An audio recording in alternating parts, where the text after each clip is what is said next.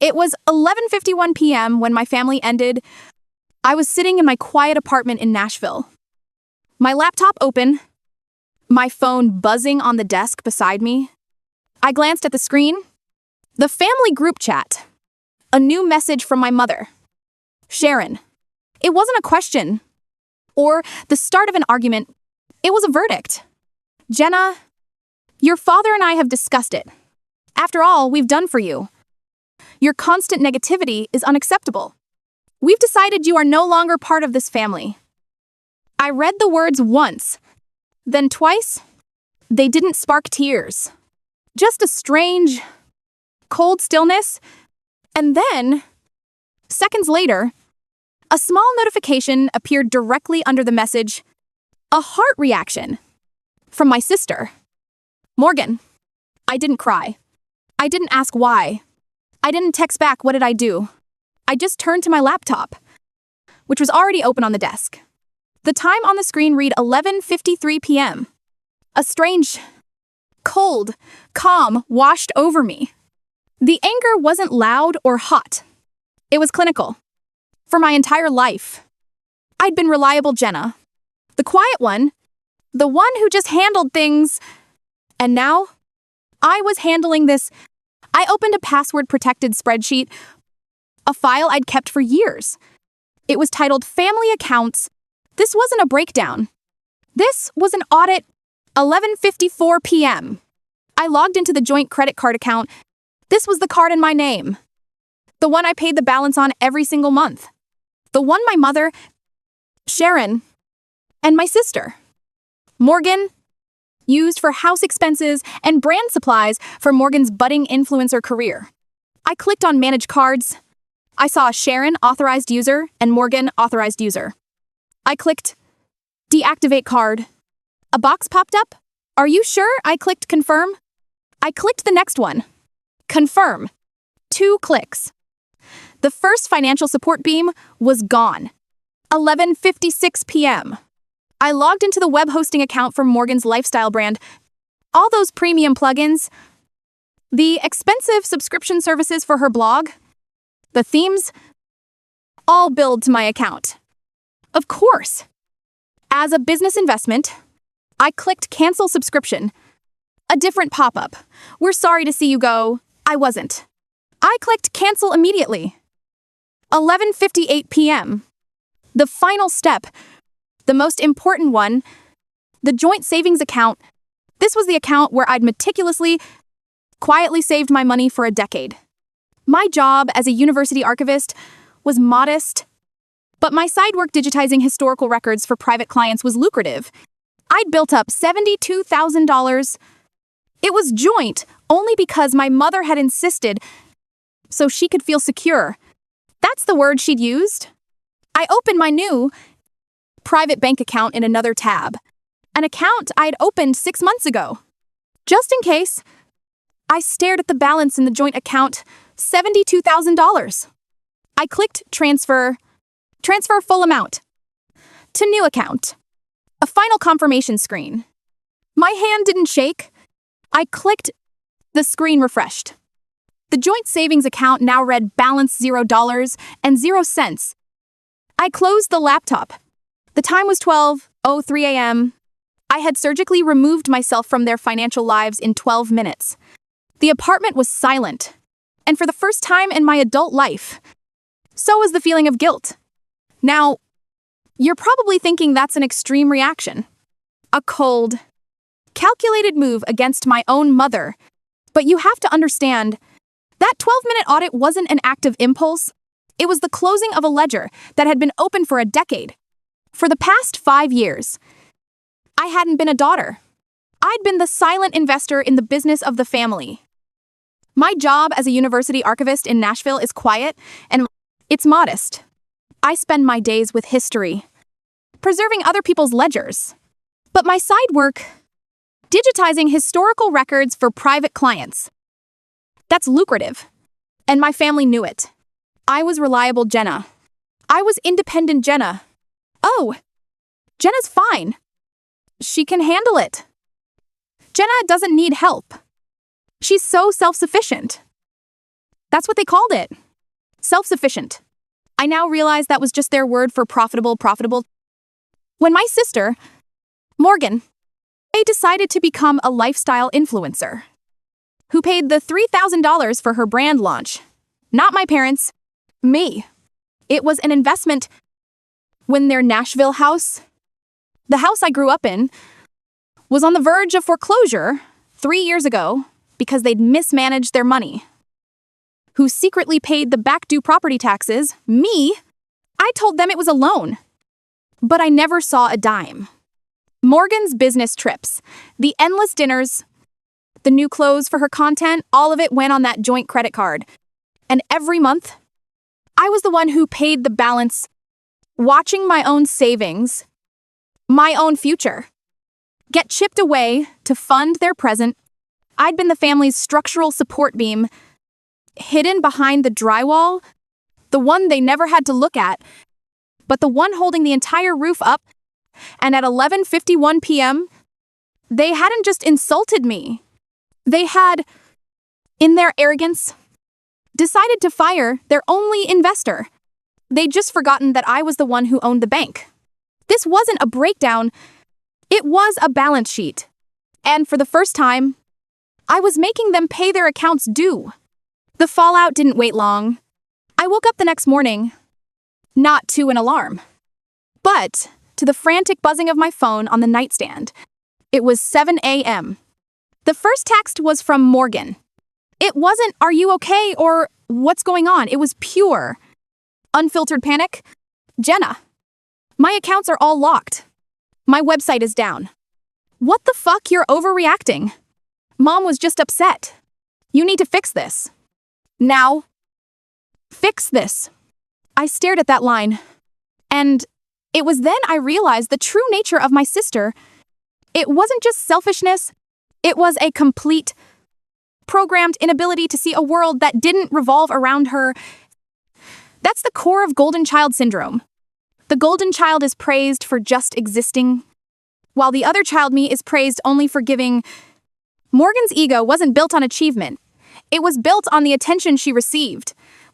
And now that her primary source of validation and funding was gone, she couldn't compute it. It didn't register as a boundary. It registered as a malfunction. "You need to fix this." Before I could even process that, a voicemail notification popped up. My father, Mark, his voice was heavy, not with sadness, but with deep disappointment in me. "Jenna," he said, his voice gravelly, "I don't know what you think you're doing. Your mother is in tears. She's beside herself. You've created a huge mess. You need to call us and apologize." Now, a huge mess. And that's when the second piece clicked into place. I'd heard that word, mess, my entire life. Jenna will clean it up. Just let Jenna handle it. Jenna's so independent. She doesn't mind. I realized my independence wasn't a personality trait. It was a job description. It's called the parentification trap. The invisible child is forced to become the functional adult, the emotional and often financial caretaker for the entire family. You become the parent to your own parents. And the moment the parent, finally set a boundary, they accuse you of being the childish one, the one overreacting, the one creating a mess. I hadn't created a mess. I had just, for the first time, stopped cleaning theirs up. The final blow came at 9 a.m. A notification from Facebook. My mother, Sharon, had made a public post. It wasn't a private message. It was a performance. It's just heartbreaking when you pour your entire life into your children, and you realize some of them just don't understand the meaning of family. It was perfect. The passive aggression, the public-facing martyrdom, the complete, calculated erasure of everything I had done. She'd cast herself as the victim and me as the ungrateful child. All in one post. I read all 3 messages, one after another. Morgan's demand, Mark's guilt, Sharon's public performance. Not one of them asked why. Not one of them said I'm sorry. They weren't shocked by what they had done. They were just shocked that I'd finally sent them the bill. Any guilt I had was now gone, replaced by a cold, hard clarity. This was no longer a family dispute. It was a financial separation. My mother's Facebook post. My father's guilt trip. My sister's demands. They weren't apologies. They were tactics. They were just different forms of leverage to get me to fix this and turn the money back on. I realized I couldn't handle this alone. They were treating this as an emotional drama I'd started, and I needed to reframe it as the business transaction they had been running for years. So I made a call. Not to my aunt, not to another family member. I called my old college friend, Jessica. Jessica wasn't just a friend. She was a family law attorney, one of the sharpest in Nashville. When she picked up, I didn't cry. I didn't vent. As an archivist, my job is to present history, not to be emotional about it. I laid out the facts with the same precision I'd use to catalog a historical document. I said, Jessica, I need to hire you. At 11:51 p.m. last night, my family officially disowned me via group text. At 11:53, I began a financial separation. I'm calling you to finalize it. There was a long pause on the other end. When Jessica finally spoke, her voice was flat, cold, and absolutely furious for me. Jenna, she said, this isn't a family drama. This is, from what you're describing, systemic financial exploitation. And that Facebook post, that's libel. Hearing her put legal terms to what I had always just called my life was validating. It was like a doctor finally giving a name to a disease I'd been told was all in my head. So what do? I asked. We don't send texts. We don't make calls. Jessica said, and I could practically hear her opening a file. We send a formal notice. We elevate this from an argument to a legal proceeding. You've been their bank. Jenna, it's time to send the final itemized bill. I gave her the login to my family account spreadsheet. She was quiet for a few minutes. Just the sound of a keyboard clicking. My God, she said. The $3,000 for Morgan's brand, the property tax payments, Jenna. This is thousands of dollars. Not even counting the credit card bills. I know, I said. I just let it happen. Not anymore. Jessica said, I'm drafting a formal notice of financial separation and a demand letter. We will tally every documented loan, and yes, we are calling them loans, and demand a repayment plan within 30 days. This isn't a fight about feelings anymore. Jenna, this is a legal battle. And they have no idea what they just started. When I hung up, I felt something new. It wasn't just calm. It was control. Jessica called me back a day later. The confident, angry energy from our last call was gone. Her voice was different now. It was flat, cold. Jenna, she said, and she didn't wait for me to respond. I was digging into your family's financials, as we discussed. I started with that inheritance you mentioned, the one that started your savings. Yeah, I said, my great aunt. She left me $10,000. It's what I built the $72,000 from. That's what I wanted to talk about. Jessica said, I pulled the full probate court documents. Jenna, your great aunt didn't leave you $10,000. I frowned. I don't understand. I saw the check. I deposited it. She left you $50,000.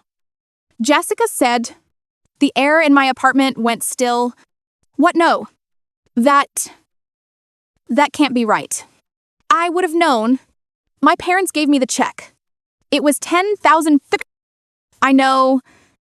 Jessica said, because I found the bank record for the other $40,000. A single withdrawal. 3 years ago. Just after the inheritance cleared probate. I sank down onto my couch. They They told me the 10,000 was all of it. They said the rest of her estate was just debts. They lied. Jessica said, her voice turning hard as steel. But that's not the worst part. I got a copy of the withdrawal slip from the bank's archive. It required your signature, Jenna. I've seen your signature on your university contracts, on the documents you signed for me. This one from the bank. It's not yours. I said the word out loud, but it felt like ash in my mouth. It's forgery. It's forgery, she confirmed. It's a clean, obvious felony. Your mother's handwriting. From the Facebook post you sent me, it's a damn near perfect match. I sat there, holding the phone, and I realized something.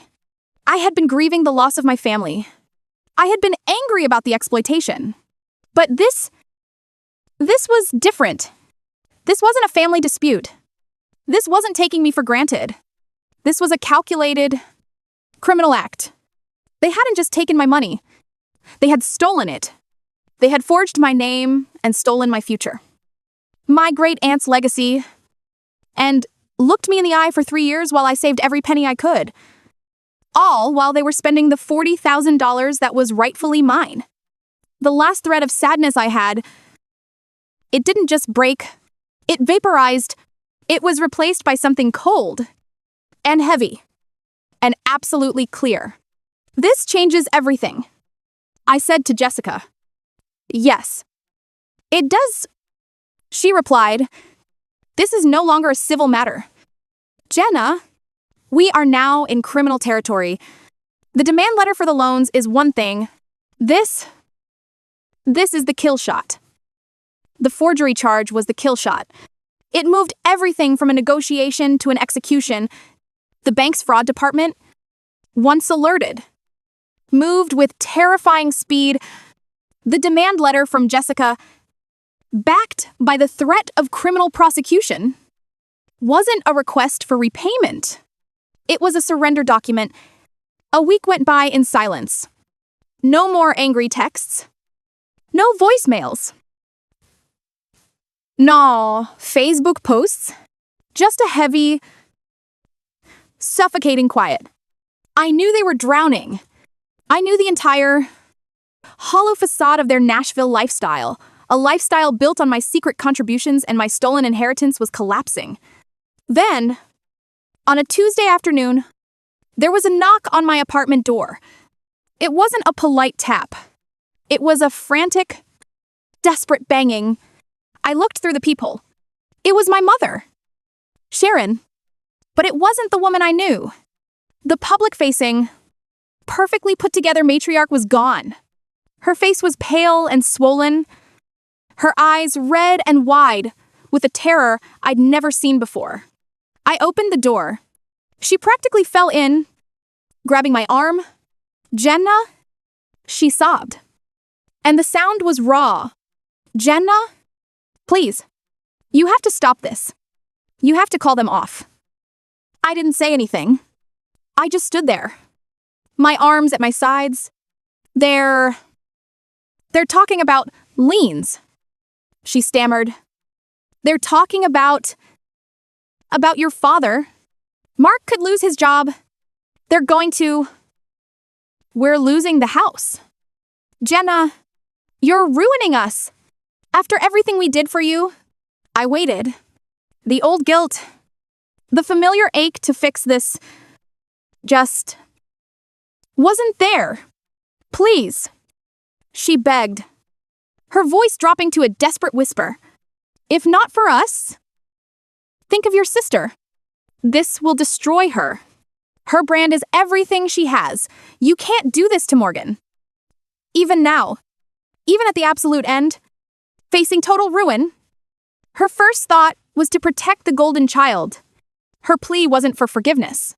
It was for me to go back to my role as the silent investor, to once again set myself on fire to keep them warm. I looked at her. This woman who was my mother but felt like a stranger. You're right, I said, my voice quiet and calm. I should do something for my sister. And for you. A pathetic flicker of hope lit up her tear-soaked face. You will. You'll fix it. I turned, walked to my desk, and picked up a single piece of paper. It was a copy of the final notice from the bank.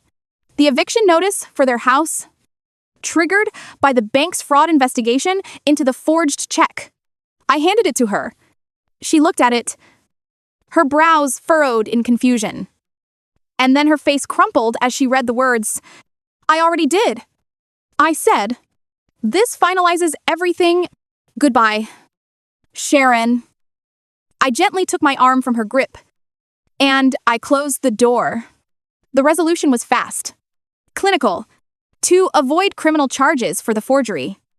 My parents agreed to an immediate, forced sale of the Nashville house. There was no negotiation. There was no appeal. It was just over. The house sold at auction. The stolen $40,000 plus interest and Jessica's legal fees were wired to my account. Morgan's brand, with no funding and no home base, collapsed overnight. I didn't stay to watch the aftermath. I took my original $72,000 and the recovered funds, and I left Nashville. I drove east, toward the mountains, and I didn't look back. I bought the $70,000 cabin in the Blue Ridge Mountains, a small, quiet place built of wood and stone, surrounded by silence. My first night there, I sat on the porch with my laptop. I opened that old family account spreadsheet one last time. I looked at the long list of debts, the transfers, the tax payments, the numbers that had defined my value for a decade. Then I moved my cursor to the file, and I hit delete. That night, as I sat there listening to nothing but the wind in the trees, I finally understood. We're all so terrified of being alone, of cutting the blood ties that are supposed to define us. We're taught that family is everything, that walking away is the ultimate failure, but sometimes holding on is the real failure. Sometimes the bravest and most honest act of self-love is to admit that the people who were supposed to be your home are, in fact, the cage. Severing a toxic bloodline isn't an act of cruelty. It's an act of profound self-preservation. It's not a breakdown. It's a rebirth. I didn't lose a family. I just finally, after 29 years, escaped a trap. And for the first time in my entire life, I was home.